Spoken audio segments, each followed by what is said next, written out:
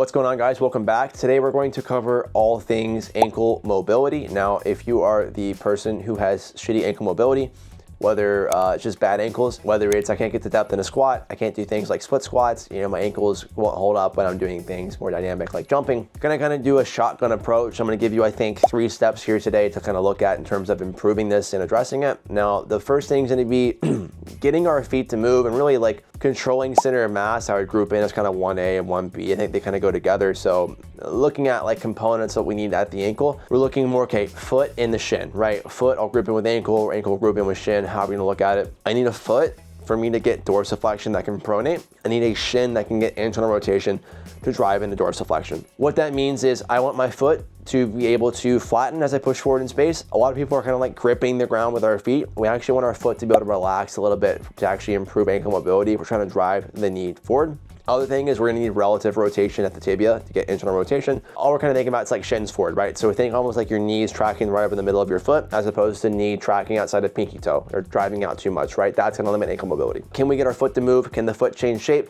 Also, we kind of overlap that with like maintaining foot pressure. So is my weight in my heels. Oftentimes when I'm doing things like split squats, people have their weight in their heels. People have their weight in their heels too much in hinging. That's not gonna really affect ankle mobility here. But in terms of improving ankle mobility, make sure we can actually kind of get to this like midfoot pressure and control our center of mass. And sometimes us actually being able to get awareness here, I'm not like a barefoot guy. I'm not like everything you need to do in the gym needs to be barefoot. I do think that if we are not so inclined from a movement standpoint, we don't have very good sensory feedback from our feet, oftentimes getting the shoes off can be super helpful.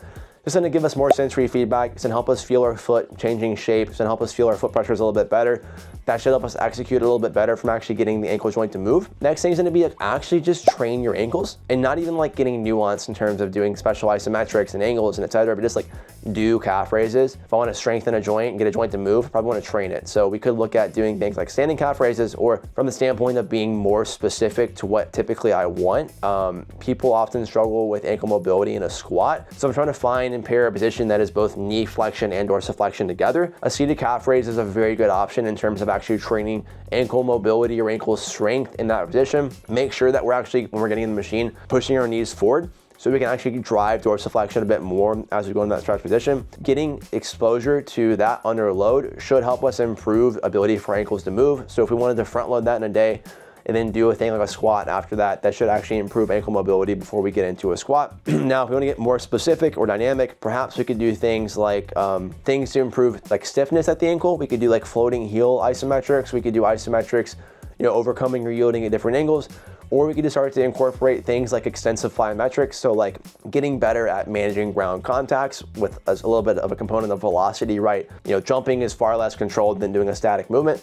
Adding in some component of velocity and kind of adding in some dynamic elements too, jumping side to side, front to back, doing some more variable plyometrics. That could help us improve, ankle health or stiffness or mobility, whatever it is. This is not something that's gonna be directly, challenging mobility, but in terms of addressing the ankle from a holistic approach, it's like, yeah, let's get it to move. Let's manage our center of mass better.